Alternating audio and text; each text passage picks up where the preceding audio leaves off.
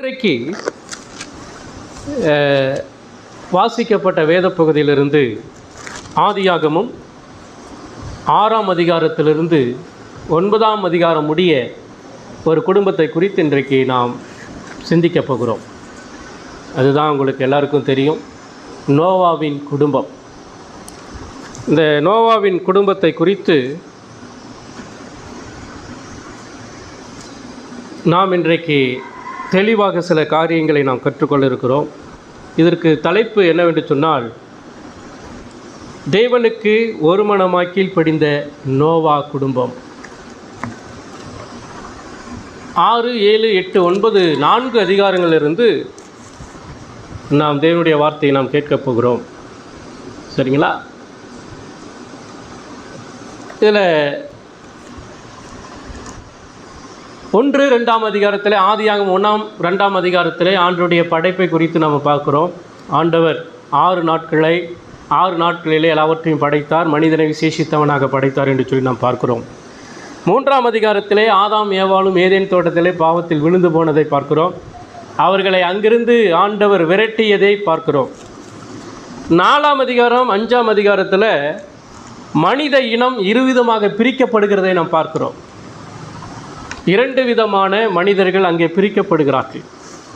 ஒன்று சேத்தினுடைய வம்சம், இன்னொன்று காயினுடைய வம்சம். 2ஆக பிரிக்கப்படுகிறது. சேத்து யாருன்னு சொன்னால், ஆபேலுக்கு பதிலாக ஆண்டவர் இன்னொரு குமாரனை ஆதாமுக்கு கொடுத்தார். ஆபேலுக்கு பதிலாக கொடுக்கப்பட்டவன் தான் சேத்து. ஏன்னா ஆபேல் கொல்லப்படுகிறான், காயினால் கொல்லப்படுகிறான். சேத்தினுடைய நாட்களெல்லாம் ஆண்டவரை தொழுது கொள்கிறார்கள். சேத்தினுடைய வம்சத்தில் தான் நோவா வருகிறார்.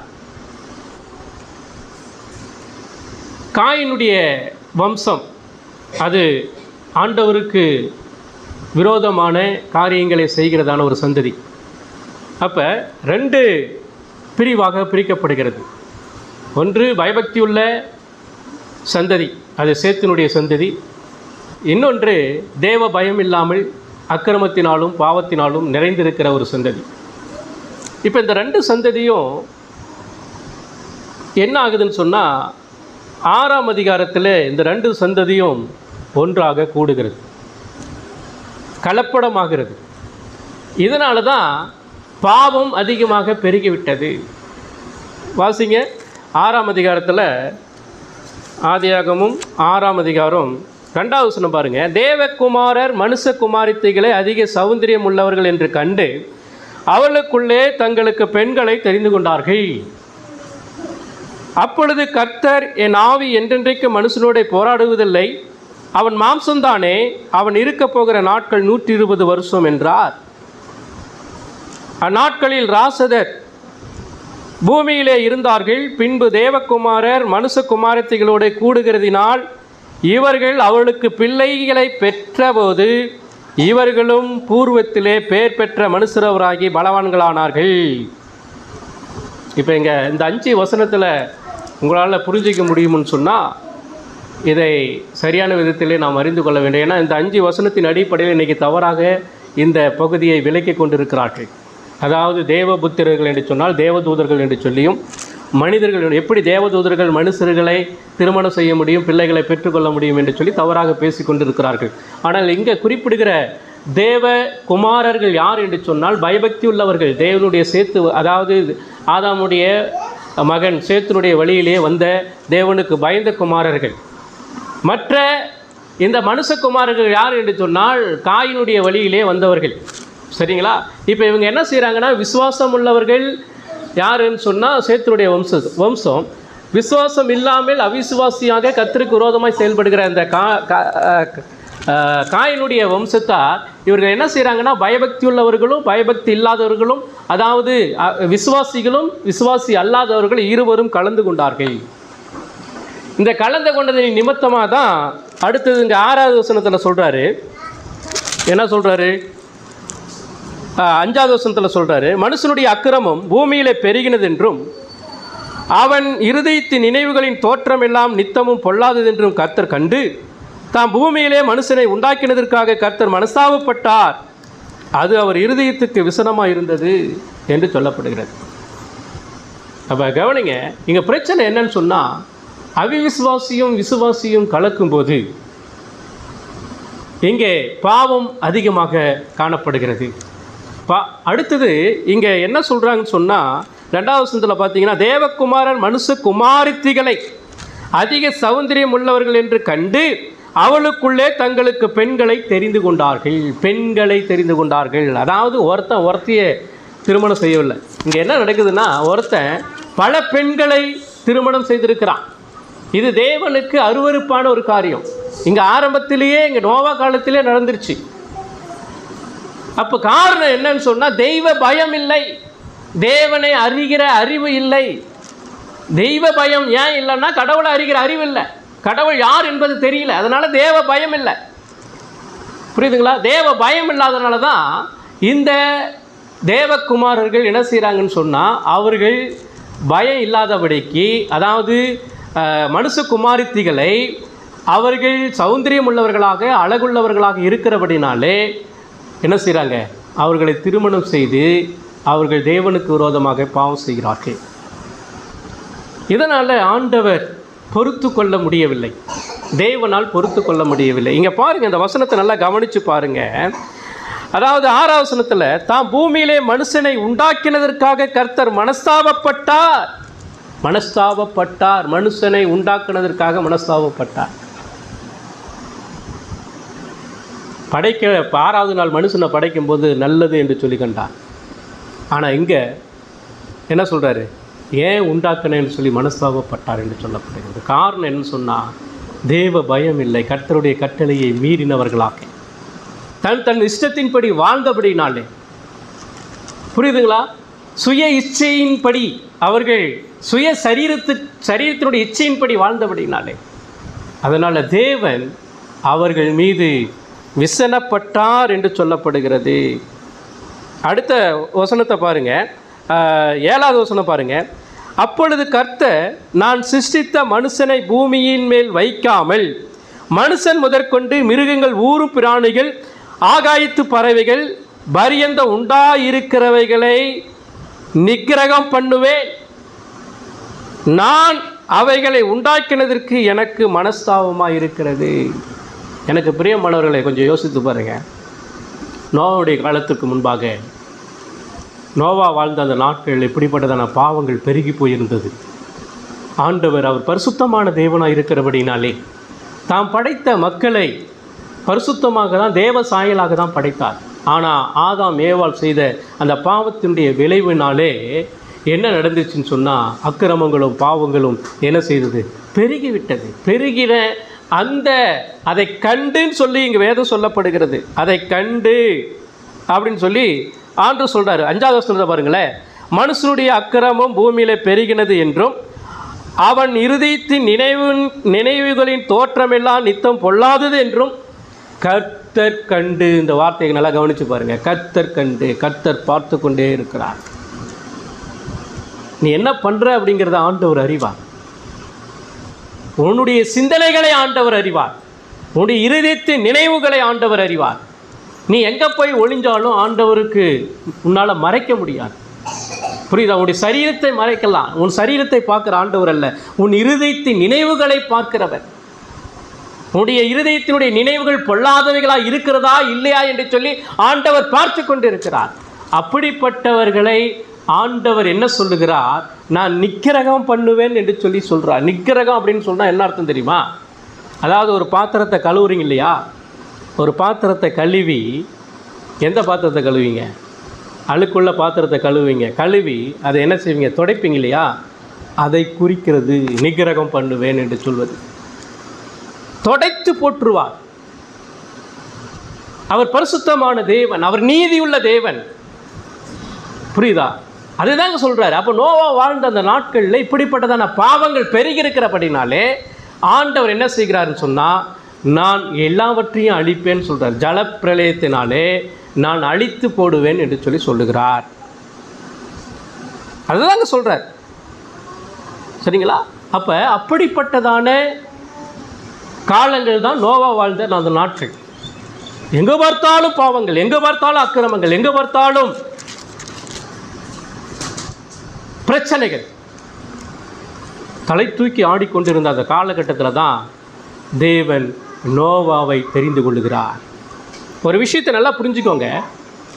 அதாவது தேவனுடைய திட்டத்தை நிறைவேற்ற வேண்டுமானால் ஒரு தனி மனிதனை வைத்து நிறைவேற்றுகிறார். அதே போல ஒரு குடும்பத்தை கொண்டு தான் ஆண்டவர் நிறைவேற்றுகிறார். ஒரு குடும்பத்தை வைத்து தான், இப்போ முதல்ல ஆதாம் ஏவாள் குடும்பத்தை வைத்து தான் ஆண்டவர் இவைகளை பண்படுத்துங்கள், காத்து கொள்ளுங்கள் என்று சொல்லி அந்த கட்டளையை கொடுத்தார். ஆனால் அவர்கள் என்ன செய்யவில்லை, அதற்கு கீழ்ப்படியாமல் போய்விட்டார்கள். இப்பொழுது இங்கே நல்லா கவனிங்க, இப்பொழுது என்ன நடக்கிறது? ஒரு பக்கம் அக்கிரமம் நிறைந்த மக்கள் உலகம் முழுவதும், ஆனால் உலகம் முழுவதும் பாவங்கள் நிறைந்திருக்கிறது. இப்படிப்பட்டதான சூழ்நிலையில் ஆண்டவர் என்ன நினைக்கிறார்? அப்போ இவைகளை எல்லாவற்றையும் நான் நிகிரகம் பண்ணுவேன், இவைகளை அழித்து போடுவேன் என்று சொல்லி சொல்லுகிறார். இதனுடைய தெளிவு தீர்வு என்ன? பாவத்தின் சம்பளம் என்னது? மரணம். பாவம் எங்கு அதிகமாக இருக்கிறதோ அங்கு அழிவு காணப்படும். பாவம் செய்கிறவர்கள் கண்டிப்பாக தேவ தண்டனைக்கு தப்பித்து கொள்ளவே முடியாது. அவர் சும்மா பார்த்துட்டு இருக்க மாட்டார். இப்போ இங்கே யார் முடிவு எடுக்கிறது? நோவாவா முடிவு எடுக்கிறாரு? யார் எடுக்கிறது? தேவன் எடுக்கிறார். தேவன் எடுக்கிறார். தேவன் என்ன செய்கிறார்? இவைகளை நான் அழித்து போடுவேன் என்று சொல்லி அவர் சொல்லுகிறார். 8வது சொந்த பாருங்க, நோவாவுக்கோ கர்த்தருடைய கண்களில் கிருபை கிடைத்தது. நோவாவுக்கோ கர்த்தருடைய கண்களில் கிருபை கிடைத்தது. உலகத்தில் இருக்கிற அத்தனை நபர்களும் பாவத்திலும் அக்கிரமத்திலும் தேவ பயம் இல்லாமல் அவர்கள் அதாவது பெருமை கொண்டவர்களாக வாழ்ந்த போதிலும் அதை அழிப்பேன் என்று சொல்லி எல்லாரையும் அவருடைய திட்டத்தில் எல்லாரையும் அழிப்பேன் என்று சொல்லி அவர் தீர்மானித்த போதிலும் இங்கே ஒரு நபருக்கு என்ன கிடைக்கிறது? தேவ கிருபை கிடைக்கிறது. தேவ கிருபை கிடைக்கிறது. இப்போ கிருபை கிடைச்சிருச்சு அப்படின்னு சொன்னால் நோவா நல்லவனாக இருந்தான் அப்படிங்கிறதுக்காகவல்ல அல்ல. நோவாவும் பாவத்தில் வாழ்ந்து கொண்டிருந்தான். நோவாவிடத்திலும் அந்த மக்களிடத்தில் இருக்கிற பாவங்கள் இவனிடத்திலும் இருந்தது. ஆனாலும் தேவனுடைய கிருபை அவனுக்கு கிடைத்தது. காரணம் என்னவென்று சொன்னால், தேவன் உலகத் தோற்றத்துக்கு முன்பாகவே அவனை தெரிந்தெடுத்தபடினாலே. அந்த கிருபை என்கிற அந்த வார்த்தை வந்துருச்சுனாவே என்ன அர்த்தம்? கிருபை அப்படின்னு சொல்லி வந்துட்டாவே கிரியைகளினால் அல்ல, கிருபையினால் மட்டும்தான். ரட்சிப்பு தேவனுடையது. எல்லாரும் பாவம் செய்து தேவ மகிமையற்றவர்கள் ஆனார்கள். அப்படிங்கும்போது நோவாவும் தேவ பாவம் செய்து அவன் என்ன செஞ்சான்? தேவ மகிமையற்றவனாக இருந்தான். ஆனாலும் தேவனுடைய கிருபை அவனுக்குள் கிடைத்தது. இதுதான் தேவனுடைய அனாதி தீர்மானமும் திட்டமுமாக இருக்கிறது. தேவனுடைய தெரிந்தெடுப்பாக இருக்கிறது. ஒருவேளை இப்படி சொல்லலாம், இல்லைங்க தேவன் அதாவது நீதிமான், நோவா ஏற்கனவே நீதிமானாக இருந்தான், அதனால தான் அவனுக்கு கிருபை கிடைச்சிச்சு அப்படின்னு சொல்லி. அப்படி அல்ல. புரியுதுங்களா? கிருபையினால்தான் விசுவாசத்தை கொண்டு ரட்சிக்கப்பட்டீர்கள் என்று சொல்லி எபேசியர் 2ஆம் அதிகாரம் 8வது வசனத்திலே நாம் வாசிக்கிறோம். கிருபையினால் மட்டும்தான் விசுவாசம் வரும். விசுவாசத்தினால் மட்டும்தான் அவன் நீதிமானாக்கப்பட முடியும். புரியுதுங்களா? அப்போ கிருபை அவனுக்கு கிடைத்தது. அப்புறமா ஆண்டவர் என்ன செய்கிறான்னு சொன்னால், நோவாவை ஆண்டவர் தெரிந்தெடுத்து அவருக்கு கட்டளையை கொடுக்கிறார். என்ன கொடுக்க போகிறார், என்ன கொடுக்குறார் அப்படின்னு சொன்னால், இப்போ இந்த நோவாவினுடைய வாழ்க்கையில் நடந்த காரியங்களை குறித்து நாம், அவனுடைய குடும்பத்தில் காணப்பட்ட அந்த காரியங்களை குறித்து நாம் இப்போ சிந்திக்க போகிறோம். இப்போ நம்ம என்ன பார்க்க போகிறோன்னு சொன்னால், வாசிங்க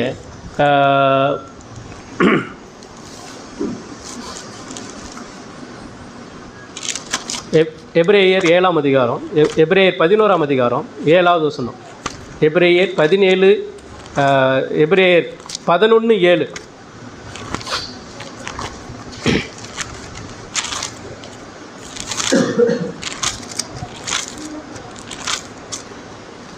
விசுவாசத்தினாலே நோவா தற்காலத்திலே காணாதவைகளை குறித்து தேவ எச்சரிப்பு பெற்று பயபக்தி உள்ளவனாகி தன் குடும்பத்தை ரட்சிப்பதற்கு பேழையை உண்டு பண்ணினான். அதனாலே அவன் உலகம் ஆக்கணைக்கு உள்ளானது என்று தீர்த்து விசுவாசத்தினால் உண்டாகும் நீதிக்கு சுதந்திரவாளியானான் அப்படின்னு சொல்லி சொல்லப்படுகிறது. இப்போ இந்த வசனத்தை நல்லா கவனித்து பாருங்க. இப்போ அக்கிரமங்கள் நிறைந்த இந்த மக்களை அழிப்பதற்கு திட்டம் பண்ணிவிட்டார். இந்த மக்களை ஜலப்பிரளயத்தினாலே எல்லாரையும் அழிப்பேன்னு சொல்லிட்டாரு. இப்போ நோவாவுக்கு கிருபை கிடைத்திருக்கிறது. இந்த கிருபையின் மூலமாக அவன் என்ன செய்கிறான்னு சொன்னால், தன்னுடைய குடும்பத்தை ரட்சிப்பதற்காக பேழையை உண்டு பண்ணுகிறான். புரியுதுங்களா? அவன் தப்பித்துக் கொள்வதற்காக. எதற்கு தப்பித்துக் கொள்வதற்காக? இந்த ஆக்கினையிலிருந்து அவன் தப்பித்துக் கொள்வதற்காக. தேவன் அழிக்கப் போகிறதான அந்த அழிவிலிருந்து அவன் தப்பித்துக் கொள்வதற்காக அவன் என்ன செய்ய வேண்டும்? ஒரு பேழையை உருவாக்க வேண்டும். ஒரு பேழையை அவன் என்ன செய்ய வேண்டும்? உருவாக்க வேண்டும். இது ஆண்டவருடைய அனாதி தீர்மானமாக இருக்கிறது. அப்ப அதாவது நோவாவுடைய இன்னொரு விஷயம் நல்லா புரிஞ்சுக்கோங்க. நோவாவுக்கு ஆண்டவர் கிருபையை கொடுத்தார். அந்த கிருபை நோவாவின் மூலமாக அவன் குடும்பத்தாருக்கும் என்ன செய்தது? பகிர்ந்தளிக்கப்பட்டது. அவனுடைய குடும்பத்தாருக்கும் அந்த கிருபையின் மூலமாய், நோவாவுக்கு கொடுத்த அந்த கிருபையின் மூலமாய் பகிர்ந்தளிக்கப்பட்டது. இப்போ அதனால தான் அவன் என்ன செய்கிறான்னு சொன்னால், தேவன் தனக்கு கொடுத்த கிருபையின் நிமித்தமாக இந்த அழிவிலிருந்து நான் தப்பித்துக் கொள்வதற்கு, இந்த உலகத்தினுடைய ஆக்கினிலிருந்து நான் தப்பித்துக் கொள்வதற்கு, தேவ தண்டனையிலிருந்து நான் தப்பித்துக் கொள்வதற்கு நான் என்ன செய்ய வேண்டும்? என்னுடைய குடும்பத்தை ரட்சிப்பதற்கு இந்த பேழையை நான் உருவாக்க வேண்டும் என்று சொல்லி அவனுக்கு தேவன் என்ன செய்கிறார்? கட்டளையை கொடுக்கிறார். இப்போ நோவா தப்பித்துக் கொள்வதற்கான அவன் செய்ய வேண்டியதான 4 காரியங்கள் இருக்கிறது. அவன் தப்பித்துக் கொள்ள வேண்டுமானால், இந்த தேவ கோபத்திலிருந்து அவன் தப்பித்துக் கொள்ள வேண்டுமானால் 4 காரியங்கள் செய்ய வேண்டும். இந்த 4 காரியமும் 6வது அதிகாரத்தில் ஒரு காரியத்தை சொல்கிறாரு, 7ஆம் அதிகாரத்தில் ஒரு காரியத்தை சொல்கிறாரு, 8ஆம் அதிகாரத்தில் ஒரு காரியத்தை சொல்கிறாரு, 9ஆம் அதிகாரத்தில் ஒரு காரியத்தை சொல்கிறார். இப்போ இந்த காரியத்தை அவர்கள் எந்த அளவுக்கு தேவன் என்ன சொன்னார், இவர்கள் எந்த அளவுக்கு கீழ்ப்படிந்தார்கள் என்பதை குறித்து 4 காரியங்களை நாம் என்ன செய்ய போகிறோம்? சிந்திக்க போகிறோம். முதல் காரியம் நீங்கள் வாசிங்க. 6ஆம் அதிகாரம்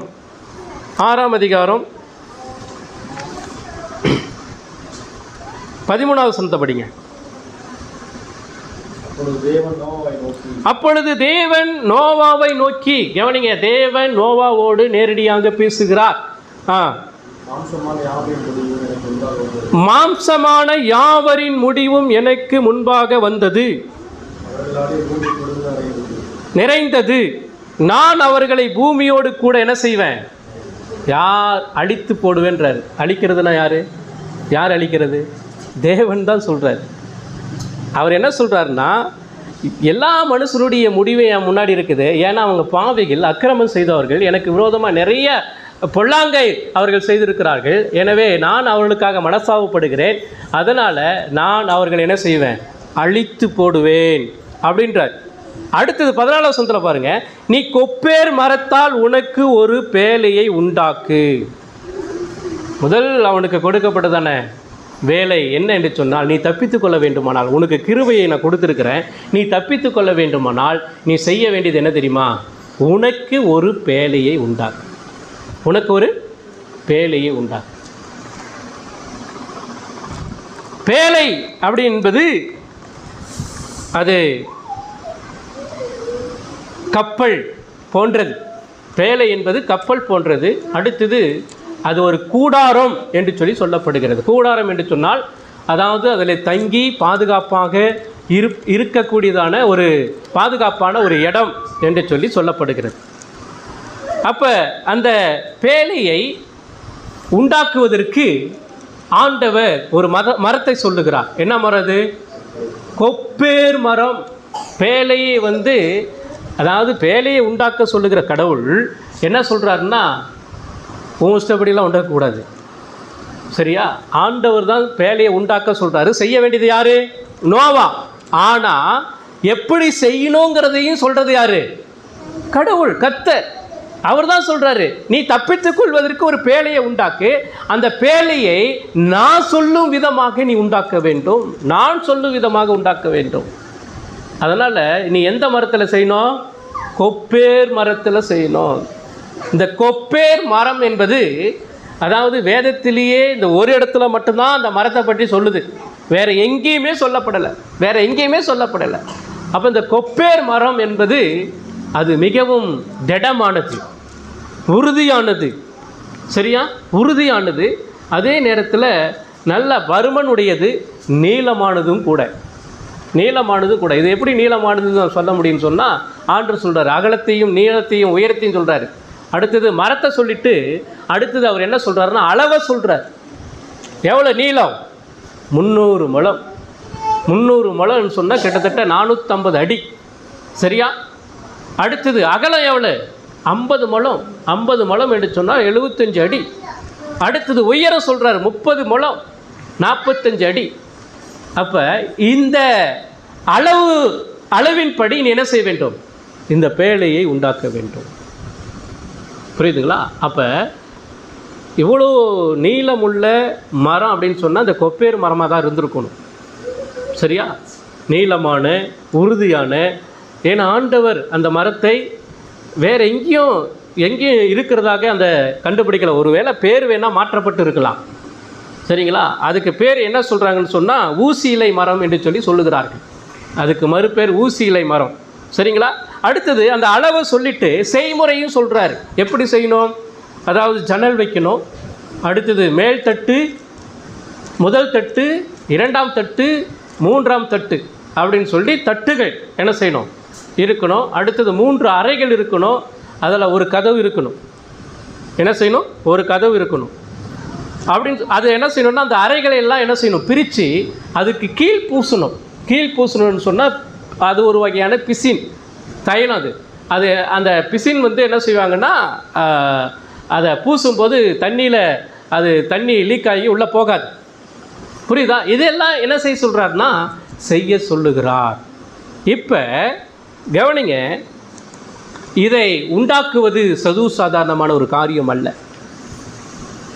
கொப்பேர் மரம், அடுத்தது அளவு, செய்முறை. கிட்டத்தட்ட இந்த பேழையை செய்வதற்கு 120 வருஷம் ஆனது. எத்தனை வருஷம்? 120 வருஷம் ஆச்சு. அப்போ 120 வருஷமாக ஒரு கப்பலை செய்கிறாங்கன்னு சொன்னால் எவ்வளோ வேலைப்பாடுகள் இருந்திருக்குன்னு பாருங்கள். 1 வருஷம் 2 வருஷம் இல்லை. இன்னொரு விஷயம், ஏன் 120 வருஷம் அப்படின்னு பார்த்தீங்கன்னா தேவன் உடனே அவர்களை அழிக்கவில்லை. அவங்களுடைய பாவத்தின் நிமித்தமாய், அக்கிரமத்தின் நிமித்தமாய் உடனே அவர்களை அழிக்கவில்லை. 120 வருஷம் வாய்ப்பு கொடுத்தார் மனம் திரும்புவதற்காக, மற்றவர்கள் மனம் திரும்புவதற்காக வாய்ப்பை கொடுத்தார். அதனால தான் 120 வருஷமாக இவன் என்ன செய்கிறான்? நீதியை பிரசங்கித்தவனாக காணப்பட்டான். அப்போ முதல் இந்த காரியத்தை, அதாவது அவன் அந்த குடும்பமாக தேவனுடைய அழிவிலிருந்து அந்த ஜலப்பிரளயத்திலிருந்து தப்பித்து கொள்ள வேண்டுமானால் முதல்ல அவனுக்கு ஒரு வீட்டை, அவனுக்கு ஒரு பேழையை அவன் உருவாக்க வேண்டும். அதுவும் தேவனுடைய விருப்பத்தின்படி உருவாக்க வேண்டும் அப்படின்னு சொல்லி என்ன சொல்லிட்டாரு? கட்டளை கொடுத்தார். இப்போ ஒரு விஷயத்தை நல்லா புரிஞ்சுக்கோங்க. இப்போ அந்த பேழையை வேதம் சொல்லுது, கர்த்தர் சொன்னபடியெல்லாம் என்ன செய்தார்? செய்து முடித்தார். 6ஆம் அதிகாரம் 22வது வசனத்தை பாருங்க. நோவா அப்படியே செய்தான், தேவன் தனக்கு கட்டளையிட்டபடியெல்லாம் செய்தான். இப்போ ஒரு விஷயத்தை புரிஞ்சுக்கோங்க. நோவா மட்டும்தான் செஞ்சானா? அவனுடைய 3 பசங்க, மனைவி, அவனுடைய மருமகள்கள், மொத்தம் 8 பேரும் சேர்ந்து தான் இந்த பேழையை என்ன செய்தார்கள்? செய்து முடித்தார்கள். எனக்கு பிரியமானவர்களே, அதாவது இந்த பேழை எதை குறிக்கிறது என்று சொன்னால் சபையை குறிக்கிறது, திருச்சபையை குறிக்கிறது. எப்படி திருச்சபையை குறிக்கிறது என்று சொன்னால், அதாவது இந்த பேழையை எப்படி நோவா 120 வருஷமாக கஷ்டப்பட்டு உழைத்து வேர்வை சிந்தி அவன் கட்டி அதை முடித்தானோ, அதே போல் இயேசு கிறிஸ்து திருச்சபையை கட்டுவதற்கு அவர் என்ன செஞ்சார்? சிலுவையிலே கடைசி சொட்டு ரத்தம் வரைக்கும் சிந்தி சம்பாதித்தார். கொப்பேர் மரம் என்பது ஒவ்வொரு விசுவாசி உறுதியான விசுவாசத்தை குறிக்கக்கூடியதாக இருக்கிறது. ஆழமான ஒரு நம்பிக்கையை குறிக்கக்கூடியதாக இருக்கிறது. அப்போ திருச்சபையை இயேசு கிறிஸ்து அவர் என்ன செய்கிறார்? அதுவும் இந்த மேல் தட்டு இருக்குது பார்த்தீங்களா? அந்த மேல் தட்டு, அதாவது ஜலப்பிரளயம் வந்த உடனே தண்ணி வத்துற அந்த சமயத்தில் அவன் மேல்தட்டை எடுத்து அப்படி பார்க்குறான். என்ன ஆகுது? தண்ணி வத்தி இருக்குதான்னு சொல்லி பார்க்குறான். அதன் வழியாக தான் புறாவை, காகத்தை வெளியே என்ன செய்கிறான்? அனுப்புகிறான். அந்த மேல்தட்டு எதனால் செய்யப்பட்டது என்று சொன்னால், ஒரு சில வேத வல்லுநர்கள் சொல்கிறாங்க, தோளினால் செய்யப்பட்டது, தோளினால் செய்யப்பட்டது என்று சொல்லுகிறாங்க.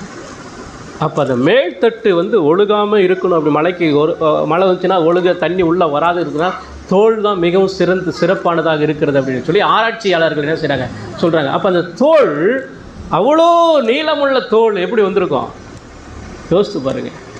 அப்போ இயேசு கிறிஸ்து அவர் சிந்தின இரத்தத்தின் மூலமாக தான் திருச்சபையை ஆண்டவர் என்ன செய்தார், உருவாக்கினார். நோவாவுடைய பேழையை கூட கட்டுவதற்கு கிறிஸ்து தேவைப்பட்டார்.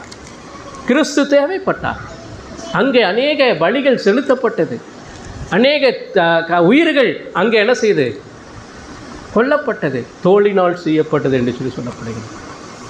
எனக்கு பிரியமானவர்களே, இன்றைக்கு சபையை உருவாக்குகிற அந்த காரியத்தை, பொறுப்பை ஆண்டவர் உங்களுக்கும் எனக்கும் என்னிடத்திலே ஆண்டவர் கொடுத்திருக்கிறார். ஒரு சரியான விசுவாசிகளாக இருந்து சத்தியத்தை அறிகிற அறிவிலே வளர்ந்து நாம் என்ன செய்ய வேண்டும், திருச்சபையை கட்டி எழுப்புகிறவர்களாக நாம் என்ன செய்ய வேண்டும், காணப்பட வேண்டும். இயேசு கிறிஸ்து அந்த சபைக்கு தலைவராக இருக்கிறார். இயேசு கிறிஸ்து திருச்சபையினுடைய தலைவராக இருக்கிறார். புரியுதுங்களா? அப்போ இந்த பேழையை நோவா அவன் உருவாக்குவதற்கான எல்லா விதமான ஞானத்தையும் தேவன் தான் அவனுக்கு கொடுத்தார். அவன் நீதிமானாக்கப்பட்டான் என்று சொல்லப்படுகிறது. ஆண்டவராகிய இயேசு கிறிஸ்துவை அவன் விசுவாசித்தான். இயேசு கிறிஸ்துவை விசுவாசித்தான். இயேசு கிறிஸ்து அவனுக்கு ஞானத்தை கொடுத்தார். எந்த அளவுக்கு, அதாவது அளவை சொல்லுகிறார், செய்முறையை சொல்லுகிறார், எப்படி செய்ய வேண்டும் என்று சொல்லுகிறார். சொல்றது மட்டுமல்ல, கூடவே இருந்து என்ன செய்கிறார், அவனுக்கு அந்த பேழையை உண்டாக்குவதற்கான எல்லா விதமான பலனையும் ஞானத்தையும் சுகத்தையும் கொடுத்து ஆண்டவர் என்ன செய்தார், கிரியை செய்தார். இன்றைக்கு ஆண்டவர் நம்மோடு கூட இருந்தால் மட்டும்தான் நாம் என்ன செய்ய முடியும், திருச்சபையை கட்டி எழுப்ப முடியும். நாம் ஆண்டவரோடு கூட இருக்கணும். கடவுளுடைய வார்த்தைக்கு நாம் என்ன செய்ய வேண்டும், கீழ்ப்படுகிறவர்களாக காணப்பட வேண்டும். இது முதல் காரியம் ஆண்டவர். அடுத்தது 7ஆம் அதிகாரத்தில் தேவன் என்ன சொல்லுகிறார் அப்படிங்கிறத பாருங்க. 7ஆம் அதிகாரம் 1ஆவது வசனம் பாருங்க. கர்த்தர் நோவாவை நோக்கி, நீயும் உன் வீட்டார் அனைவரும் பேழைக்குள் பிரவேசியுங்கள், இந்த சந்ததியில் உன்னை எனக்கு முன்பாக நீதிமானாக கண்டேன். இந்த சந்ததியில் உன்னை நீதிமானாக கண்டேன். எப்போ நீதிமானாக கண்டார் ஆண்டவர் நோவாவை? எப்போ கண்டார்? பேழையை உண்டாக்கி முடித்த பின்பு. பேழையை உண்டாக்கி முடித்த பின்புதான் தேவன் இவனை நீதிமானாக கண்டார். அதுக்கு முன்னாடி கிருபை கிடைத்தது. கிருபையின் மூலமாக அவன் கடவுளுடைய வார்த்தைக்கு கீழ்ப்படிந்தான். அவன் எந்த விதத்திலும் முறுமுறுக்காமல் இருந்தான். முறுமுறுக்கவே இல்லை. முறுமுறுக்காமல் இருந்து கர்த்தர் சொன்ன அந்த அளவின்படி பேழையை கட்டி முடித்தான். சரிங்களா? அடுத்தது இங்கே என்ன சொல்கிறாருன்னு சொன்னால், கர்த்தர் நோவாவை நோக்கி, நீயும் உன் வீட்டாரும் அனைவரும் பேழைக்குள் என்ன செய்யுங்க, பிரவேசியுங்கள். எங்கே பிரவேசிக்க சொல்கிறாரு? பேழைக்குள் பிரவேசியுங்கள். இது 2வது காரியம். தேவன் நோவாவுக்கு சொல்லுகிற 2வது கட்டளை என்னன்னு சொன்னால், முதல்ல நீ என்ன செய், உனக்கு ஒரு பேழையை உண்டாக்கு, அளவு சொல்லிட்டார். 2வது செஞ்சு முடிச்சிட்டான். அவன் தேவன் சொன்னபடியெல்லாம் செஞ்சு முடிச்சிட்டான். அவன் நீதிமானாக்கப்பட்டான். நீதிமானாக்கப்பட்ட உடனே அடுத்தது என்ன சொல்கிறாருன்னா, பேழைக்குள் பிரவேசி. அவனை மட்டும் இல்லை, யாரை சொல்கிறாரு? உன் வீட்டார் அனைவரும். உன் வீட்டார் அனைவரும். புரியுதுங்களா? இப்போ பேழையை செய்வதற்கு அவன் நோவா தன் மனைவியை கூப்பிட்டுருப்பான், தன் பிள்ளைகளை கூப்பிட்டுருப்பான், தன் மருமக்கள்மாரை கூப்பிட்டுருப்பான். எல்லாரும் முறுமுறுப்பு இல்லாமல் 120 வருஷம் அவனோடு கூட இருந்து என்ன செஞ்சுருப்பாங்க, அந்த பேழையை கட்டியிருப்பாங்க. அதனால தான் தேவன் இங்கே சொல்கிறார், நீ மட்டும் பேழைக்குள்ளே வர வேண்டாம், வரணும் இல்லை, உன் வீட்டார் அனைவரும் இந்த பேழைக்குள் பிரவேசிங்கள். ஏன்னா என்ன செய்ய போகிறேன், ஜலப்பிரளயம் வரப்போகுது. இந்த மக்களை எல்லாத்தையும், இந்த உலகத்தில் இருக்கிற எல்லா பாவிகளையும் நான் நிக்கிரகம் பண்ண போகிறேன். அதனால நீ தப்பித்துக் கொள்ள வேண்டுமானால் நீ உண்டாக்கின அந்த பேழைக்குள்ளாக உன் குடும்பம் என்ன செய்ய வேண்டும், பிரவேசிக்க வேண்டும், பிரவேசிக்க வேண்டும். அப்ப உலக அழிவிலிருந்து காப்பாற்றப்படவும் அவருடைய வார்த்தைக்கு அவங்க கீழ்ப்படிந்து நடக்கவும் அவர்கள் என்ன செய்ய வேண்டும், அந்த பேழைக்குள்ள கடந்து செல்ல வேண்டும். பேழைக்குள்ளே போன உடனே அங்கே என்ன நடக்குது? அவர்கள் பாதுகாக்கப்படுகிறார்கள். இன்னொன்று, பேழைக்குள்ளே என்ன இல்லை? பாவம் இல்லை. இப்போ அவங்க 8 பேர் உள்ளே இருக்கிறாங்க. 8 பேர் கடவுளை சார்ந்து கொள்கிறவர்களாக இருக்கிறாங்க. இப்போ இவங்க பேழைக்குள்ளே பிரவேசிக்க சொல்கிறாரு. புரியுதுங்களா? இப்போ ஏன் பேழைக்குள்ளே பிரவேசிக்க வேண்டும்? ஏன் ஒரு ரட்சிக்கப்பட்ட நீதிமானாக்கப்பட்ட நோவா ஏன் பேழைக்குள்ளே பிரவேசிக்கப்பட வேண்டும்? அங்கதான் அவனுக்கு பாதுகாப்பு. புரியுதுங்களா? ஏன்னா ஆண்டவர் ஜலப்பிரளயத்தை உண்டாக்கும் போது எல்லா ஜலங்களும் எல்லா மலைகளுக்கு மேலே என்ன செய்ய போகுது? தண்ணி வரப்போகுது. எல்லா மிருக ஜீவன்களும் மனிதர்களும் அழிக்கப்பட போகிறார்கள். ஏன்னா இந்த கிருபை பெற்ற நோவாவும் அவனுடைய குடும்பமும் காக்கப்பட வேண்டுமானால் நீ எங்கே போகணும்? பேழைக்குள் பிரவேசியுங்கள், திருச்சபைக்குள் போங்கள். நீங்கள் ரட்சிக்கப்பட்டிருப்பீர்களானால் கண்டிப்பாக சபை இல்லாத ஒரு வாழ்க்கை நம்மளால வாழ முடியாது. திருச்சபை வாழ்க்கையிலே இருந்தால் மட்டும்தான் ஒரு விசுவாசிக்கு பாதுகாப்பு இருக்கிறது. அதனால தான் இங்கே நோவாவுக்கு சொல்லுகிறார், நீ பேழைக்குள் பிரவேசி. நீ மட்டும் இல்லை, உன் வீட்டார் அனைவரும் நீ என்ன செய்யணும்? பேழைக்குள் பிரவேசிக்க வேண்டும். புரியுதுங்களா? ஏன்னு சொன்னால் இன்னும் 7 நாள் சென்ற பின்பு நான் என்ன செய்ய போகிறேன்? வானத்தின் மதகுகளை திறக்க போகிறேன். பூமியினுடைய பாறைகள்லாம் வெடிக்க போகிறது. கீழேருந்து தண்ணி, மேலேருந்து தண்ணி வரப்போகிறது. அதனால் நீங்கள் என்ன செய்யணும்? உள்ளே பிரவேசிக்க வேண்டும் என்று சொல்லி பிரவேசிக்கிறார். அடுத்தது இன்னொரு கட்டளையும் கொடுக்குறார். என்ன கட்டளை கொடுக்குறாருன்னா, நீங்கள் மட்டும் பிரவேசிக்கிறதில்ல, ஒவ்வொரு ஜோடு ஆண் பெண் எல்லா மிருகங்களிலும் ஒவ்வொரு ஜோடு நீங்கள் என்ன செய்யணும்? உள்ளே பிரவேசிக்க வைக்கணும் அப்படின்னு சொல்லி சொல்கிறார். அதையும் இவர்கள் என்ன செய்தாங்க? இப்போ அடுத்தது பாருங்கள், 5வது வசனம் படிங்க. 7வது அதிகாரம் 5வது வசனம். நோவா தனக்கு கர்த்தர் கட்டளையிட்டபடியெல்லாம் செய்தான். என்ன செய்தான்? 6ஆம் அதிகாரத்தில் என்ன சொன்னார்? கட்டளை கொடுத்தாரு, பேழையை உண்டாக்குனாரு, உண்டாக்கிட்டான். 2வது என்ன சொல்கிறாரு? பிரவேசிங்கள்ன்றாரு. நீ உண்டாக்கின இந்த பேழைக்குள்ளே நீங்கள் பிரவேசிங்கள்னு சொல்லி சொல்கிறாரு. அது மட்டும் இல்லை, ஒவ்வொரு ஜோடும் மிருகங்கள் எல்லா பறவைகளில் எல்லாம் ஒவ்வொரு ஜோடும் ஆணும் பெண்ணும் என்ன செய்ய வேண்டும்? உள்ள பிரவேசிக்க பண்ணணும் அப்படின்னு சொல்கிறாரு. அது மட்டும் இல்லை, அதாவது பேழைக்குள்ளே அவங்க இருந்த நாட்கள் எவ்வளோ தெரியுமா? 1 வருஷத்து 17 நாள் இருந்தாங்க உள்ள. அப்படின்னா என்ன அர்த்தம்? கிட்டத்தட்ட 137 நாட்கள். அதாவது 1 வருஷத்துக்கு மேலே 1.25 வருஷம் அவர்கள் பேழைக்குள்ளாகவே இருந்தார்கள். அப்போ அந்த 1 வருஷம் வரைக்கும் அவங்களுக்கு ஆகாரம் எங்கே போகிறது? அந்த 8 பேர்த்துக்கு ஆகாரம் 1 வருஷம் வரைக்கும். அதுக்கு மட்டும் இல்லை, அதே போல் அந்த கூட இருக்குது இல்லையா, மிருகங்கள், பறவைகள், ஊரும் பிராணிகள், தேவன் எதையெல்லாம் படைத்தாரோ அதிலிருந்து ஒவ்வொரு ஜோடி உள்ளே போச்சுன்னா என்ன ஆகும்? யோசிச்சு பாருங்கள். அதுக்கெல்லாம் ஆகாரம் எங்கே போகிறது? இவங்க தான் ரெடி பண்ணணும். யார்? நோவா தான் ரெடி பண்ணணும். எல்லா பதார்த்தங்களும், எல்லா அந்த ஆட்டு மாடுக்கு மிருகங்களுக்கு தேவையான எல்லா காரியத்தையும் அவர்கள் ஆயத்தப்படுத்தி உள்ளே வைத்தார்கள். அதை வச்சுட்டு தான் 7வது வசனத்தில் சொல்கிறாரு. 7:7 பாருங்கள். ஜலப்பிரளயத்துக்கு தப்பும்படி என்ன சொல்கிறாரு? ஜலப்பிரளயத்துக்கு தப்பும்படி நோவாவும் அவனோடு கூட அவன் குமாரரும் அவன் மனைவியும் அவன் குமாரரின் மனைவிகளும் பேழைக்குள் பிரவேசித்தார்கள். பிரவேசிக்க சொன்னார், பிரவேசித்தார்கள். அங்கே பேழையை உண்டாக்க சொன்னார், உண்டாக்கினார். புரியுதுங்களா?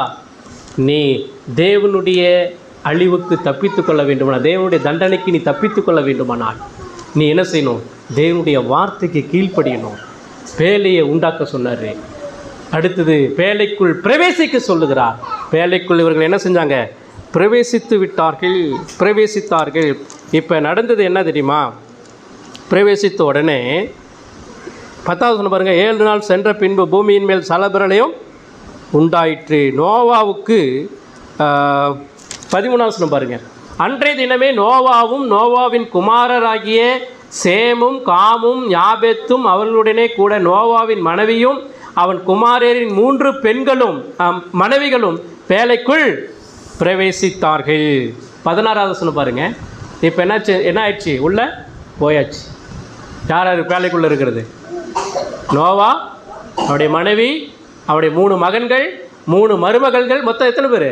8 பேர். அது மட்டும் இல்லை, எல்லா மிருக ஜீவன்களிலும் ஒவ்வொரு ஜோடு உள்ள என்ன செஞ்சிச்சு? இப்போ 16வது சொன்ன பாருங்க, தேவன் அவனுக்கு கட்டளையிட்டபடியே ஆணும் பெண்ணுமாக சகலவித மாம்ச சந்துக்களும் உள்ளே பிரவேசித்தன. அப்பொழுது கர்த்தர் அவனை உள்ளே விட்டு கதவை அடைத்தார். கதவை என்ன செஞ்சிட்டாரு? அடைச்சிட்டார். யார் அடைச்சது? கதவை பூட்டினது யார்? நோவா பூட்டல. தேவனே வெளியே இருந்து என்ன செஞ்சிட்டாரு? தாள் போட்டார். ஏன் போட்டார்? இவங்க வெளியே வந்துடக்கூடாது. ஒன்று, வெளியே இருக்கிறவன் உள்ள என்ன செய்ய முடியாது? போயிடக்கூடாது. முதல்ல அவங்க வெளியே வந்துடக்கூடாது. பார்த்து பயந்துட்டு, ஐயோ இந்த பேலை பயங்கர ஜலப்பிரளை ஆடுது, அது பண்ணுது, இது பண்ணுது, இங்கே இருந்தாலும் நமக்கு ஆபத்துன்னு சொல்லி வெளியே வந்துடக்கூடாது. அவங்க உள்ளே காக்கப்படணும். அதே போல் வெளியே இருக்கிறவங்க உள்ளே வரக்கூடாது. இதுதான் ஆண்டவருடைய அனாதி தீர்மானம். புரியுதா? பாவத்தின் சம்பளம் மரணம் கண்டிப்பாக. ஆனால் நீதிமானாக இருக்கிறவனுக்கு கண்டிப்பாக தண்டனை, மரணம் எதுவுமே அவனை என்ன செய்ய முடியாது? சந்திக்க முடியாது. யார் நீதிமான்களாக இருக்கிறார்களோ, யார் ஆண்டவராக இயேசு கிறிஸ்துவின் இரத்தத்தினால மீட்கப்பட்டு அவர்கள் அதாவது மீட்கப்பட்டு தேவனுடைய பிள்ளைகளாக இருக்கிறார்களோ, அவனுக்கு இந்த உலகத்தில் எந்த அழிவும் கிடையாதுங்க. எந்த அழிவும் கிடையாது. யாரும் அவங்களை அழிக்க முடியாது. மரணமானாலும் ஜீவனானாலும் வேற எந்த சிருஷ்டியானாலும் தேவனுடைய அன்பை விட்டு என்ன செய்ய முடியாது? அவங்கள பிரிக்க முடியாது. ஏன்னா அவங்கள தேவன் பாதுகாக்கிறார். இப்போ இந்த 8 பேர் பாருங்க, உள்ள பாதுகாக்கப்பட வேண்டும். அதே போல் பாவத்தோடு இருக்கிறவங்க அத்தனை பேரும் உள்ள என்ன செய்ய முடியாது? நுழையக்கூடாது. இதே விஷயத்தான் எங்கே பண்ணார் தெரியுமா? ஆதாம் ஏவாளுடைய வாழ்க்கையில் பண்ணார். என்ன பண்ணார்? ஏதேன் தோட்டத்தில் பாவம் செஞ்சோம்னு என்ன செஞ்சார்? அந்த ஏதேன் தோட்டத்தை விட்டு வெளியாக்கிட்டாங்க. என்ன பண்ணார்? சுடர் ஒளி பட்டயத்தை வச்சார். யாரும் என்ன செய்ய முடியாது? உள்ள வரக்கூடாது. அதே தான் இங்கே பண்ணுறாரு. நோவாவுடைய காலத்திலே அதுதான் பண்ணுறாரு. புரியுதுங்களா? அதனால தான் கதவை என்ன செய்தார்? அவர் அடைத்தார். இப்பொழுது அவர்கள் என்ன செய்கிறார்கள்? உள்ளே அவர்கள் இருக்கிறார்கள். உள்ளே பாதுகாப்பாக இருக்கிறார்கள். வெளியே நடக்கிற விஷயம் அவங்களுக்கு தெரியாமல் இருந்தது. வெளியே என்ன நடக்கிறது? ஒருவேளை பாருங்கள், யோசித்து பாருங்கள், 40 நாள் மழை பெய்யுதுங்க. 40 நாள் விடாமல் பெஞ்ச மழை என்னாச்சு தெரியுமா? எல்லா பெரிய பெரிய மலைகள், குன்றுகள் 150 அடிக்கு மேலே என்ன செஞ்சிச்சு? தண்ணி. யார் தப்பிக்க முடியும்? அக்கிரமத்தினாலும் பாவத்தினாலும் காணப்பட்ட அத்தனை நபர்களும் பேழையை நோக்கி ஓடி வந்திருப்பாங்கள்ல, ஒருத்தரும் என்ன செய்ய முடியல? உள்ள போக முடியவில்லை. எவ்வளோ ஒரு பயங்கரமான விளைவு பாருங்கள், பாவத்தினுடைய விளைவு. அன்னைக்கு நோவா 120 வருஷமாக கடவுளை குறித்து பிரசங்கித்தான்னு சொல்லி வேதம் சொல்லுது. பிரசங்கித்தான், அங்கே உள்ள மக்களுக்கெல்லாம் பிரசங்கித்தான். ஆனால் ஒருத்தரும் என்ன செய்யலை? கண்டுக்கவே இல்லை. நோவாவை கோமாளி நினச்சிட்டு இருந்தாங்க, பைத்தியக்காரன் நினச்சிட்டு இருந்தாங்க. இவனுக்கு எங்கடா அறிவு இருக்குது? என்னமே ஒரு பேழையை கட்டுறான், மழை வருதுன்றான், 40 நாள் வருதுன்றான், கடவுள் அழிக்க போகிறாருன்னு சொல்கிறான். அவங்க மழையை இது வரைக்கும் பார்த்ததே கிடையாது. சரியா? அதுக்கு முன்னாடி மழை வந்ததே இல்லை. நோவா காலத்துக்கு முன்னாடி மழை வந்ததே இல்லை. ஆனால் இதெல்லாம் அவங்க நம்பிக்கை அற்றவர்களாக காணப்பட்டார்கள். புரியுதுங்களா? இப்போ அழிவு வந்த உடனே இவர்கள் தப்பிப்பதற்காக எங்கெங்கேயோ ஓடி என்ன செய்கிறார்கள்? அழிகிறார்கள். அவங்களுக்குன்னு ஒரு பேழை இல்லை. காரணம் என்னன்னு சொன்னால், தேவனுடைய கட்டளைக்கு அவர்கள் கீழ்ப்படியவில்லை. மனம் போன போக்கிலே போய் கொண்டிருந்தார்கள். இன்றைக்கு நம்முடைய வாழ்க்கையில் கொஞ்சம் யோசித்து பாருங்கள். நமக்குன்னு ஒரு பாதுகாப்பான ஒரு பேழை, திருச்சபையை இயேசு கிறிஸ்துவுடைய இரத்தத்தினாலே சம்பாதித்து வச்சிருக்கிறார்.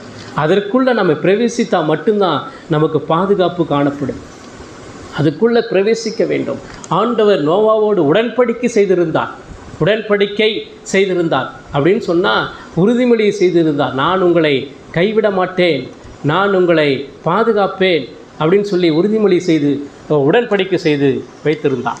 இப்போ அவங்க பேழைக்குள் பிரவேசித்த உடனே அவர்கள் கிட்டத்தட்ட 1.25 வருஷம் அவர்கள் பாதுகாக்கப்பட்டார்கள்.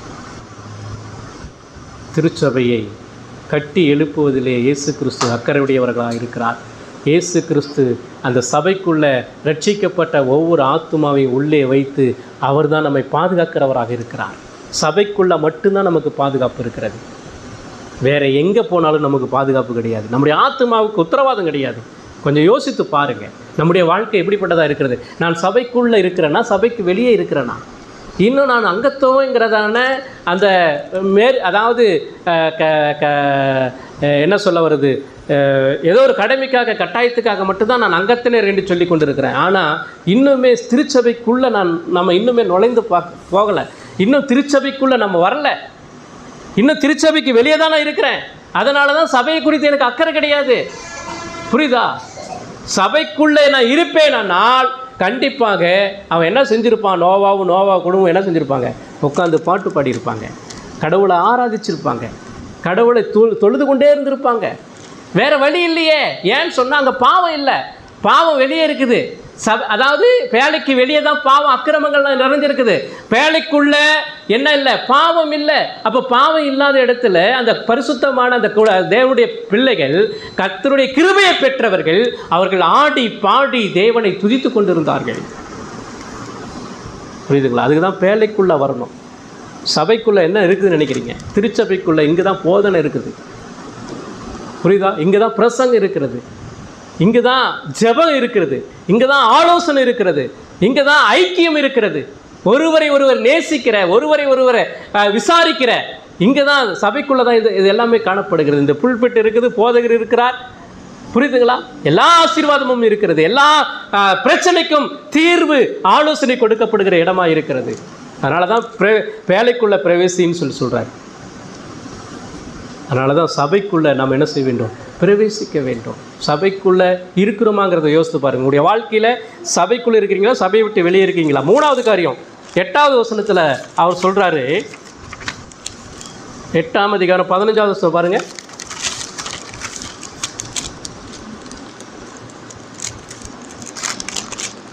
எட்டு 15. அப்பொழுது தேவன் நோவாவை நோக்கி, நீயும் உன்னோடு கூட உன் மனைவியும் உன் குமாரரும் உன் குமாரரின் மனைவிகளும் பேழையை விட்டு புறப்படுங்கள். பேழையை விட்டு புறப்படுங்கள். இப்போ நல்லா கவனிங்க. முதல் தரம் அந்த அழிவிலிருந்து தப்பித்துக் கொள்வதற்கு நோவாட்ட என்ன சொன்னார் ஆண்டவர்? முதல்ல என்ன சொல்கிறாரு? பேழையை உண்டாக்க சொன்னார். உண்டாக்கினானா? உண்டாக்கினா. 2வது என்ன சொன்னார்? உள்ளே பிரவேசிக்க சொன்னார். பிரவேசித்தாங்களா? குடும்பமாக பிரவேசித்தாங்க. இப்போ என்ன சொல்கிறாரு? வெளியே வாங்கன்றார். இப்போ என்ன அர்த்தம்? வெளியே ஏன் வர சொல்கிறாரு? இப்போ வெளியே இருந்து என்ன செய்யணும்? பேழைக்குள்ளிருந்து வெளியே இவர்கள் என்ன செய்ய வேண்டும்? வர வேண்டும். எப்படி வரிசையும் கிரமமும் ஒழுங்காக உள்ளே போனார்களோ அதே போல் வரிசையாக ஒழுங்காக கிரமமாக வெளியே என்ன செய்கிறார்கள்? வருகிறார்கள். இந்த 8ஆம் அதிகாரம் 1லிருந்து 14 வரைக்கும் நீங்கள் படித்து பார்த்தீங்கன்னா, இப்போ என்னாச்சுன்னு சொன்னால், கர்த்தர் ஜலப்பிரளயத்தை உண்டாக்குனார், எல்லாத்தையும் அழித்து போட்டார். இவங்க மட்டும்தான் பாதுகாக்கப்பட்டாங்க. பேழைக்குள்ளே இருக்கிறாங்க 8 பேரும். 150 நாள் ஆகிப்போச்சு. என்ன நடக்குதுன்னு நினைக்கிறீங்க? எப்படா வெளியே போவோன்னு சொல்லி நினச்சிட்டு இருப்பாங்கள்ல உள்ளே இருக்கிறவங்க 8 பேரும். அடுத்தது அவன் என்ன செய்கிறான்னா, காக்காயை அனுப்புகிறான். அது என்ன செய்யுதுன்னா மீண்டும் திரும்பி என்ன செஞ்சிருச்சு? உள்ளே வந்துருச்சு. அடுத்தது புறாவை அனுப்புகிறான். அது என்ன செஞ்சிச்சுன்னா ஒரு ஒலிவை இலையை என்ன செஞ்சிச்சு?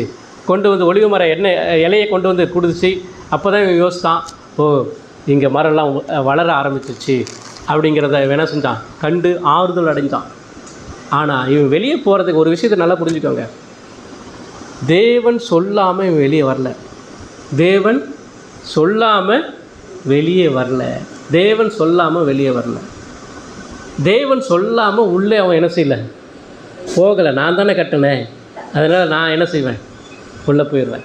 தேவன் கட்டளையிடாமல் அவன் வேலையை செய்யலை. தேவன் கட்டளையிட்டார், வேலையை செஞ்சான்.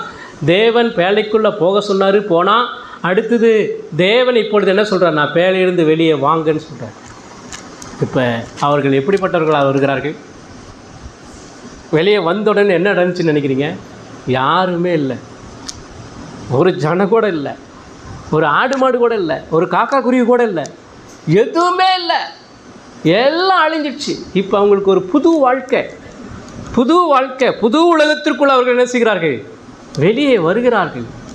சபையிலிருந்து வேலையிலிருந்து வெளியே என்ன செய்கிறார்கள்? வருகிறார்கள். வந்த உடனே அவங்க செய்த காரியம் என்ன தெரியுமா? வாசிங்க. 8ஆம் அதிகாரம் 20வது வசனம் பாருங்கள். 19வது வசனத்தை பாருங்க. பூமியின் மேல் நடமாடுகிற சகல மிருகங்களும் ஊரும் பிராணிகளும் சகல பறவைகளும் ஜாதி ஜாதியாய் பேழையிலிருந்து புறப்பட்டு வந்தன. அப்பொழுது நோவா கர்த்தருக்கு ஒரு பலிபீடம் கட்டி சுத்தமான சகல மிருகங்களிலும் சுத்தமான சகல பறவைகளிலும் சிலவற்றை தெரிந்து கொண்டு அவைகளை பலிபீடத்தின் மேல் தகன பலிகளாக பலியிட்டான். சுகந்த வாசனையை கர்த்தர் முகர்ந்தார். அப்பொழுது கர்த்தர், இனி நான் மனுஷன் நிமித்தம் பூமியை சபிப்பதில்லை. மனுஷனுடைய இருதயத்தின் நினைவுகள் அவன் சிறுவயது தொடங்கி பொல்லாததாக இருக்கிறது. நான் இப்பொழுது செய்தது போல இனி சக ஜீவன்களையும் சங்கரிப்பதில்லை அப்படின்றார். இங்கே நடந்த விஷயம் என்ன தெரியுமா? இந்த பேழைக்குள்ளேருந்து வந்த உடனே உள்ள எப்படிப்பட்ட மிருகங்கள் இருந்துச்சு? சுத்தமான மிருகங்கள். அந்த சுத்தமான மிருகங்களில் சிலவற்றை எடுத்து பலி செலுத்தி ஆண்டவரை என்ன செய்கிறான்? தொழுது கொள்ளுகிறான். யார் கர்த்தரை ஆராதிக்க முடியும்? பரிசுத்தமாக்கப்பட்டவன் மட்டும்தான், திருச்சபையிலே இணைக்கப்பட்டவன் மட்டும்தான் தேவனை ஆராதிக்க முடியும். அது என்ன செய்கிறான்? அவங்க பலி செலுத்தி, மிருகங்களை பலி செலுத்தி ஆராதிக்கிறான். பழைய ஏற்பாட்டு காலத்தில் பலி செலுத்தாமல் தேவனை தொழுது கொள்ள முடியாது. பலி என்பது இயேசு கிறிஸ்துவை குறிக்கிறது. அடுத்தது அவன் செலுத்தின அந்த பலி நிமித்தமாய், ஆராதனை நிமித்தமாய் ஆண்டவர் என்ன செய்தார்? சுகந்த வாசனையாக முகர்ந்தார் என்று சொல்லப்படுகிறது. நோவா செலுத்தின அந்த ஆராதனையின் மூலமாய் ஆண்டவர் மகிழ்ந்தார், ஆண்டவர் சந்தோஷப்பட்டார், ஆண்டவர் அந்த ஆராதனையை அங்கீகரித்தார், ஆண்டவர் அந்த ஆராதனையை ஏற்றுக்கொண்டார். அதே போல தான் புதிய ஏற்பாட்டிலே ஆண்டவராகிய இயேசு கிறிஸ்துவினுடைய சிலுவை மரணத்தின் மூலமாக தேவன் எப்படி இங்கே ஆதாம் பலியிட்டு பலி செலுத்தினதை ஆண்டவர் முகர்ந்தாரோ, அதே போல இயேசு கிறிஸ்து சிலுவையிலே உங்களுடைய பாவங்களுக்காக, என்னுடைய பாவங்களுக்காக ரத்தம் சிந்தி மரித்ததை தேவன் அவர் என்ன செய்தார்? அவ்வளோ அற்புதமாய் அது சுகந்த வாசனையாக அவர் ஏற்றுக்கொண்டார். புரியுதுங்களா? இதை தான் இங்கே அடையாளப்படுத்தி இங்கே சொல்லப்படுகிறது. அப்போ நீங்களும் நானும் தேவனை தொழுது கொள்ள வேண்டுமானால், ஆராதிக்க வேண்டுமானால் நான் மீட்கப்பட வேண்டும். இயேசு கிறிஸ்துவனுடைய ரத்தத்தினால் நான் கழுவப்பட்டு இருக்க வேண்டும். அப்பொழுது தான் ஆராதிக்க வேண்டும். நான் ரட்சிக்கப்படணுங்க. ரட்சிக்கப்பட்டு சபையிலே நான் என்ன செய்ய வேண்டும்? இருந்து நான் ஆண்டவரை ஆராதிக்க வேண்டும். ஆராதிக்கிறேன் அப்படின்னு சொன்னால் சபையில் இல்லாமல் ஆராதிக்கவே முடியாது. கடவுளை நல்லா கவனிங்க. சபையில் இல்லாமல் ஒருவரும் ஆண்டவரை ஆராதிக்க முடியாது. சபையில் இருந்து தான் என்ன செய்ய வேண்டும்? ஆண்டவரை ஆராதிக்க வேண்டும்.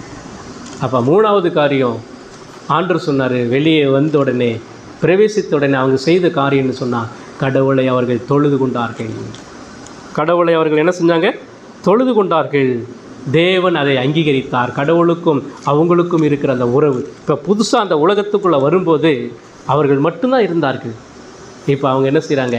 தேவனோடு எப்பொழுதும் ஐக்கியமாக இருக்கிறார்கள்.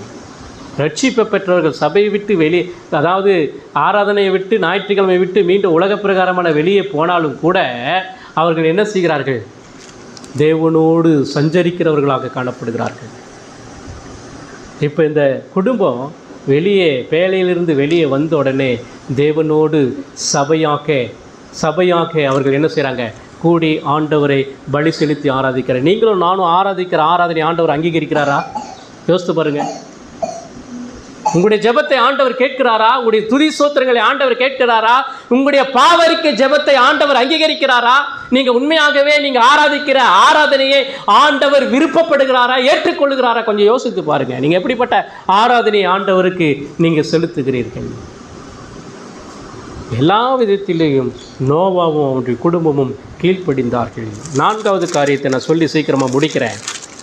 9ஆம் அதிகாரத்தில் ஆண்டவர் மீண்டும் நோவாவிட்ட பேசுகிறார். என்ன பேசுகிறாருன்னா, 1வது வசனத்தை பாருங்கள். 9:1. பின்பு தேவன் நோவாவையும் அவன் குமாரரையும் ஆசீர்வதித்து, நீங்கள் பலுகி பெருகி பூமியை என்ன செய்யுங்க? நிரப்புங்கள். முதல்ல என்ன சொன்னார்? நோவாகிட்ட வேலையை உண்டாக்க சொன்னார். உண்டாக்குனானா? உண்டாக்கிட்டான். 2வது என்ன சொன்னார்? உள்ளே பிரவேசிக்க சொன்னார். பிரவேசித்தானா இல்லையா? பிரவேசித்தான். 3வது என்ன சொன்னார்? வெளியே புறப்பட்டு வாங்கன்னு சொன்னார். எதுக்கு வரணும்? வெளியே புறப்பட்டு தேவனை மகிமைப்படுத்தணும், தேவனை ஆராதிக்க வேண்டும், அவருக்கு பலி செலுத்தப்பட வேண்டும். புரியுதா? அதற்காக வெளியே வந்தாங்க, பலி செலுத்தினாங்க, கடவுளை ஆராதித்தார்கள். நான்காவது நீங்கள் என்ன செய்யணும்? என்ன செய்ய சொல்கிறாரு? அவர்களை ஆசீர்வதிக்கிறார். நோவா குடும்பத்தை ஆசீர்வதித்து என்ன சொல்கிறாருன்னா, நீங்கள் பழுகி பெருகுங்கள் என்று சொல்லுகிறார். நீங்கள் பழுகி பெருகுங்கள் என்று சொல்லுகிறார். அப்படின்னா என்ன அர்த்தம்? வளர்ச்சியை காட்ட வேண்டும்.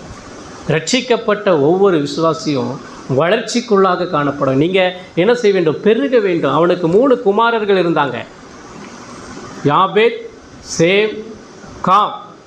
இந்த 3 குமாரர்கள் மூலமாக அவர்கள் என்ன செஞ்சாங்க? இந்த உலகத்தில் நிறைய மக்கள் என்ன செஞ்சாங்க? உருவாக்கப்பட்டார்கள். அப்போ மீண்டும் எப்படி நோவா காலத்துக்கு முன்னாடி இருந்ததோ அதே போல் மக்கள் கூட்டம் என்ன செஞ்சிச்சு? பெருகிருந்தது. இதனால் ஆண்டவர் அவளுக்கு என்ன செஞ்சார் தெரியுமா?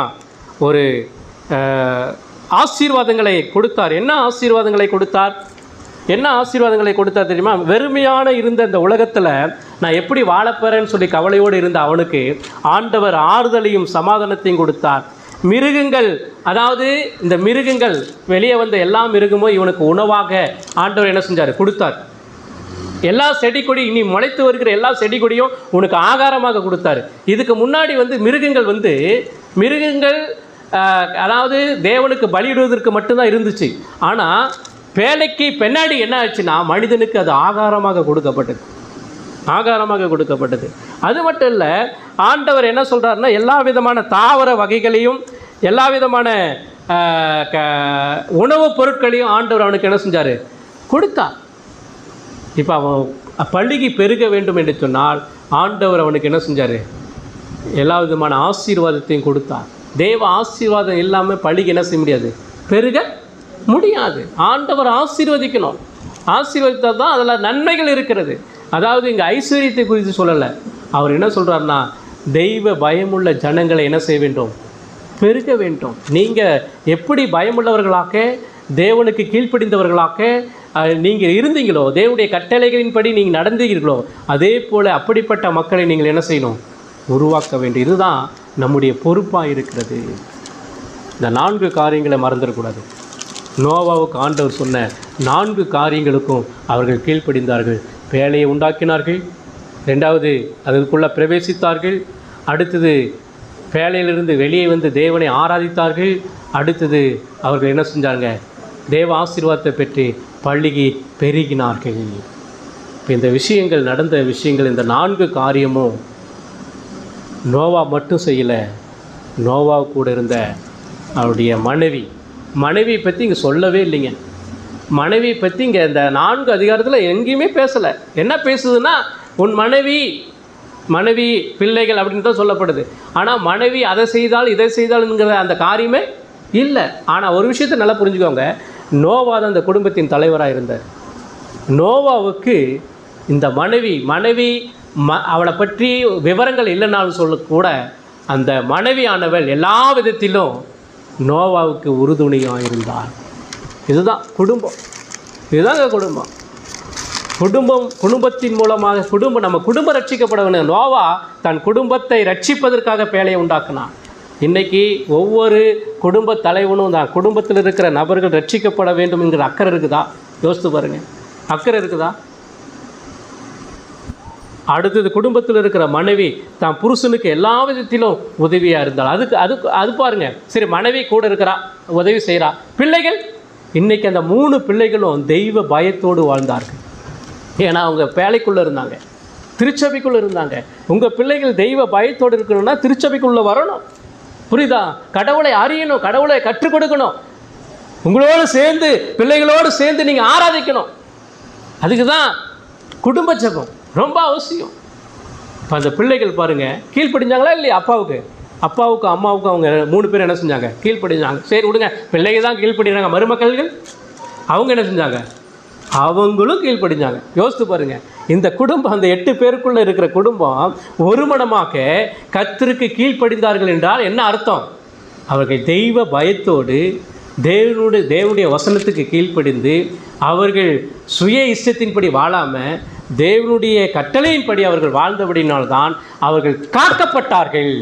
காக்கப்பட்டது மட்டும் இல்லை, அவர்கள் ஆசீர்வதிக்கப்பட்டார்கள். அது மட்டும் இல்லை, ஆண்டவர் அவங்களுக்கு ஒரு அதாவது வாக்குத்தத்தத்தை கொடுக்குறாரு. இனிமே ஜலப்பிரயத்தின் மூலமாக உங்களுக்கு நான் என்ன செய்ய மாட்டேன், அழிக்க மாட்டேன். இயேசு கிறிஸ்துவும் சொல்கிறார். என்ன சொல்கிறார் தெரியுமா? கடைசியா இயேசு கிறிஸ்து மத்தேயு 24:37-38 நீங்கள் படித்து பார்த்தீங்கன்னா அங்கே சொல்கிறாரு, நோவா காலத்தில் நடந்தது போல தேவகுமாரனுடைய காலத்திலும் நடக்கும் அப்படின்றார். புரியுதுங்களா? அப்போ என்ன சொல்ல வர்றாரு? இயேசு கிறிஸ்து நோவாவை குறித்து பேசுகிறாரு. என்ன பேசுகிறாரு? நோவா காலத்தில் என்ன நடந்துச்சோ அதே போல தான் மனுஷகுமாரன் வருகிற நாட்களில் நடக்கும். எச்சரிக்கையா இருங்க. அங்கே என்ன நடந்துச்சு? தேவ பயமுள்ள தேவ கிருபையை பெற்ற அந்த 8 பேரும் அழிவிலிருந்து காக்கப்பட்டார்கள். அதே போலதான் இயேசு கிறிஸ்துடைய வருகையிலும் யார் ரட்சிக்கப்பட்டிருக்கிறார்களோ, யார் தேவனுடைய கிருபையை பெற்று வேத வசனத்தின்படி எப்படி நோவா கீழ்ப்படிந்தானோ அதே போல குடும்பமாக கீழ்ப்படிந்திருக்கிறார்களோ அவர்கள் மட்டும்தான் அந்த பரலோக ராஜ்யத்துக்குள்ள பிரவேசிக்க முடியும். மற்ற அந்த 8 பேரை தவிர யாரெல்லாம் அழிந்து போனார்களோ, எல்லாம் பாவத்தில் மூழ்கி பாவத்தில் கெட்டு நாசமாகி அவர்கள் வாழ்ந்து எல்லாம் அந்த அழிவில் போனார்களோ அதே போல் நோவாவுடைய காலத்திலையும் நடக்கும். கடவுளை ஏற்றுக்கொள்ளாமல் விசுவாசிக்காமல் மனம் போன போக்கில் தான் இஷ்டம்போடி வாழ்கிற அந்த மக்கள் யாராக இருந்தாலும் கண்டிப்பாக நித்திய நரகத்திலே அவர்கள் அழிக்கப்படுவார்கள் என்று சொல்லி இங்கே அவர் இயேசு கிறிஸ்துவ நமக்கு சொல்லுகிறார். எனக்கு பிரியமானவர்களே, இன்றைக்கு நம்முடைய வாழ்க்கை எப்படிப்பட்டதாக இருக்குது, நம்முடைய குடும்பம் எப்படிப்பட்டதாக இருக்குது? இதுக்கு இன்னொரு தலைப்பு கொடுக்கணும்னா நோவா குடும்பமும் திருச்சபையும். புரியுதுங்களா? நோவா குடும்பமும் திருச்சபையும். திருச்சபை கட்டுவதில்லை, திருச்சபையிலே பங்கு பெறுவதில்லை, திருச்சபையிலே ஆராதிப்பதில்லை, திருச்சபையிலிருந்து வெளியே சென்று அநேகருக்கு சுவிசேஷம் அறிவிப்பதில்லை, தேவ ஆசீர்வாதத்தை பெற்று அநேக மக்களை ரட்சிப்பின் வழியிலே நடத்துவதிலே நம்ம குடும்பமாக செயல்படுகிறோமா என்பதை சிந்திச்சு பாருங்கள். ஆண்டவர் தனிமையாக இருப்பது நல்லதில்லைன்னு சொல்லி தான் ஏற்ற குடும்பத்தை கொடுத்தார். குடும்பத்தோடு கடவுளை ஆராதிக்கிறீங்களா? குடும்பமாக தான் வேலையை கட்டினாங்க, குடும்பமாக தான் உள்ளே பிரவேசித்தாங்க, குடும்பமாக தான் வெளியே வந்து கடவுளை ஆராதிச்சாங்க, குடும்பமாக தான் என்ன செஞ்சாங்க, பழுகி பெருகினார்கள். இதுதாங்க ஆசீர்வாதம். ஆனால் தேவ வசனத்தின்படி இது செய்யுங்க. யாரும் பிரிஞ்சு செயல்படாதீங்க.